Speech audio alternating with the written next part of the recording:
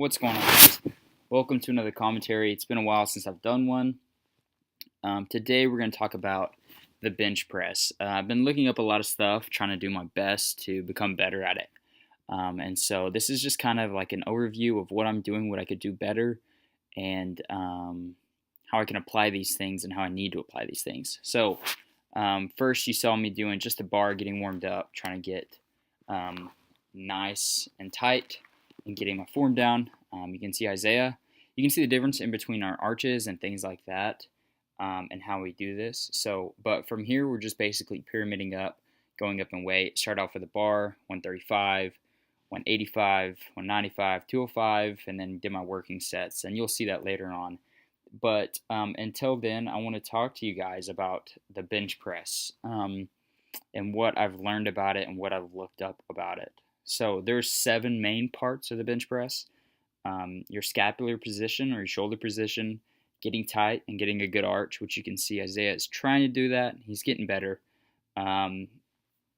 Your feet position, your foot position, unracking the barbell, going down, pausing or touching your chest, and then the ascension of it. So basically, you want to bring your shoulders back like you're trying to pinch a pencil in between them or something like that. And you want to keep this motion through the whole range of motion. So you can see that my shoulders don't come up and they don't internally rotate like a lot of times you'll see people do. The second thing is you want to make sure you're getting tight. You make sure you get a good arch. You can get this arch by pushing your feet on the bench first and then getting a good arch. Or you can do it by finding your feet placement on the ground and then just using the rack to get that arch. As you can see me doing here, seeing the good arch right there, not bad. I still didn't feel very tight for some reason today, but that's okay. Now feet position, you can go as far back as you want. You can go a little bit closer out. My general cue is that I want my knees lower than my hips. I like to also bring my feet more to the side of me and face my toes pointing out. That way I can push through my heels and make sure I'm using my glutes through the whole movement. And yes, you do use your glutes in a bench press if you want to make it the best way possible. If you want to lift the most you can. The next thing is unracking. So you don't want to have the bar too high. You want to make sure that it's just right above where you're going to be locked out, or right below where you're going to be locked out. That you can just, push it right up and over you, right over your throat, and he can let go.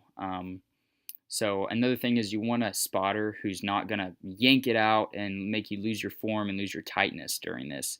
You see he just brought it up. As soon as it got over my throat, he let go of it, and then it was all me from there. I like to put my pinkies on the lines, grid-wise or width-wise. Some people like to go a little bit closer, some people don't.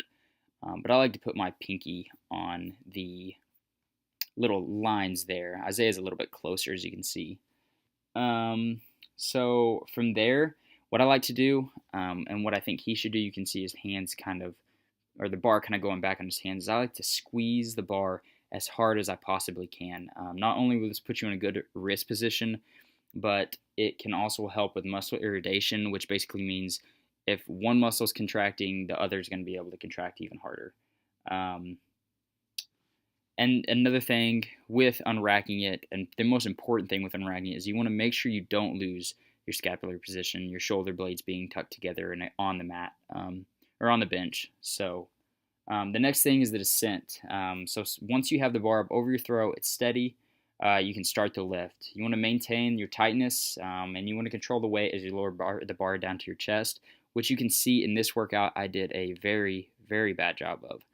Definitely need to work on that. But the cues I need to remember is ripping the bar in half or trying to bend the bar as I lower the bar. You want to touch the bar somewhere in, see, he's not touching his chest, and Isaiah really needs a lot of work, and he can see this through this video. Definitely needs to go down a little bit until he grooves that. But you want to touch in between your nipples and your sternum. Some people like to go a little bit lower. I don't. Just right between your nipples and your sternum. So from there, you're at the bottom of the lift. You want to make sure you touch your chest and begin to press it back up. and you actually want to flare out your elbows just a little bit to make it powerful. On the way up, you just want to drive the bar up as hard as you can, starting with leg drive using your quads, and squeezing and pushing through the floor. As you push your chest out, flare your elbows again, like I said. So that was the workout. Hope you guys enjoyed that commentary on how to bench. What's going on, guys?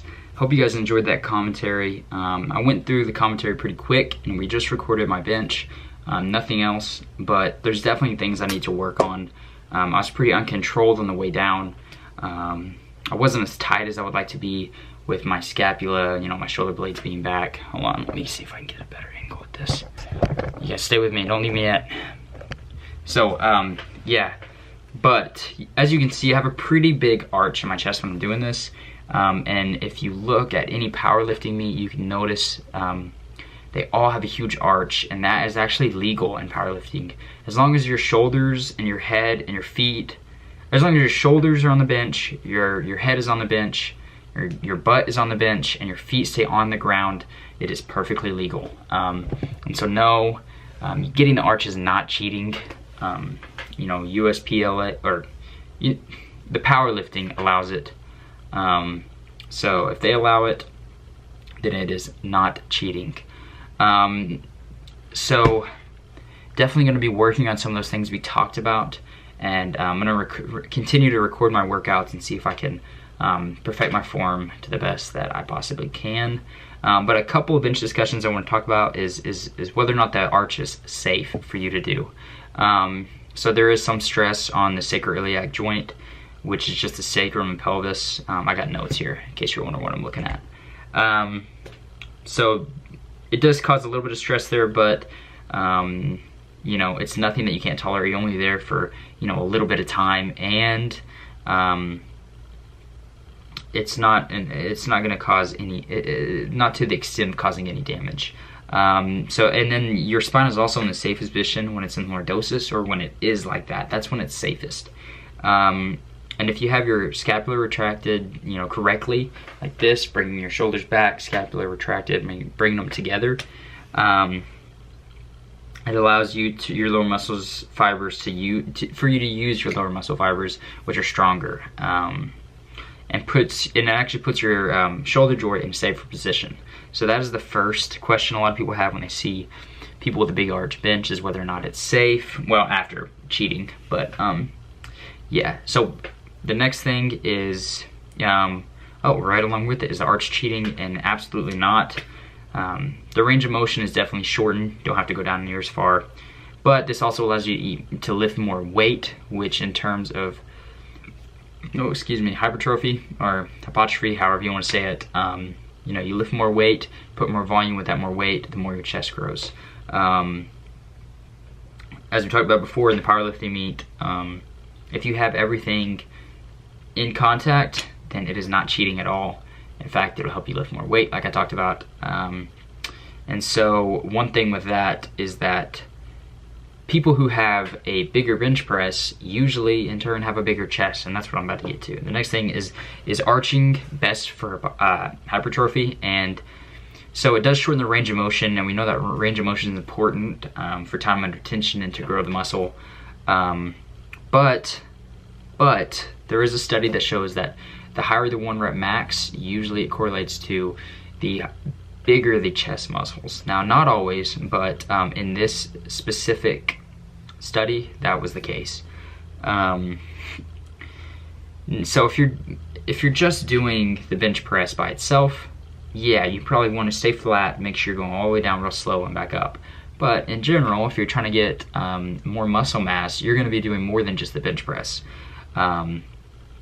You're going to be getting plenty of volume, plenty of time under tension with your pec deck flies, your dips, your incline bench, and things like that throughout the week, or just in that day. But since you have that, it allows for more hypertrophy to be achieved. And so if you can lift more with your chest, making you stronger, and you're stronger in your chest, then you might be able to go open your pec deck flies, and you'll get in good range of motion, good time under tension with more weight, more stress on the muscles. It's gonna help them grow. So I will have all the studies that I looked at down below. Shout out to Greg Nuckols. That's where I got the how to bench. That's where I kind of went overviewed on the commentary from. And so I hope you guys enjoyed that. I hope you guys can take this and run with it. Take a couple of the little tips I talked about in the commentary, and hope it helps you guys. If you guys have any questions, feel free to comment down below, shoot me a text or shoot me a DM on Instagram. I'd love to help you guys, but stay tuned. Gonna have a leg day workout coming in soon, and yeah, so thank you guys for watching. Peace.